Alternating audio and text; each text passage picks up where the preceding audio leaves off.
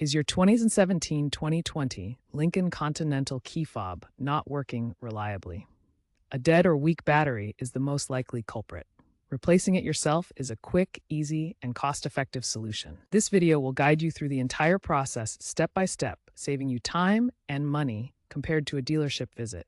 We'll focus on 2017-2020 Lincoln Continental key fobs, which are DIY friendly. Remember to always ground yourself before working with electronics. Before you begin, gather these simple tools to replace your key fob battery safely and effectively. First, you'll need a new CR2032 battery, which is widely available at drugstores or online for just $1 to $5. This 3-volt lithium coin cell provides the power for your key fob's functions. Next, prepare a small flathead screwdriver or a pry tool to open the key fob housing.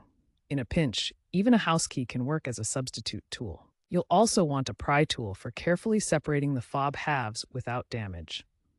These specialized tools come in various shapes and are designed for automotive work. Don't forget a soft cloth to protect the fob's surface from scratches during the process. And remember to ensure the vehicle is turned off and the keys are not in the ignition for safety. Locate the small notch or seam on the edge of your key fob, usually near the physical key blade. Carefully insert your flathead screwdriver or pry tool into this notch. Gently twist or pry to separate the two halves of the fob.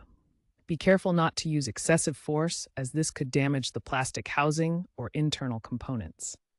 Work slowly and steadily. Once the fob is open, you'll see the CR2032 battery held securely in place by a small metal clip inside the battery compartment. Take note of the battery's orientation before removal. The positive side, marked with a plus sign, typically faces upward.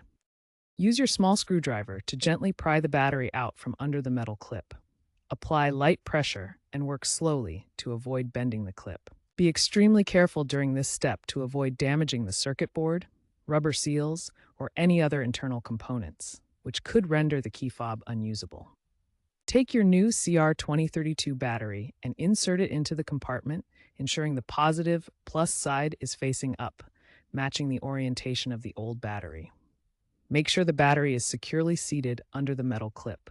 A secure connection is crucial for proper fob functionality. Carefully align the two halves of the key fob and press them together until they snap back into place. You should hear a distinct click, indicating that the fob is securely closed. Ensure there are no gaps or loose parts. Proper reassembly prevents water ingress, which can damage the fob. Once the fob is reassembled, test its functionality by pressing the lock, unlock, and remote start buttons.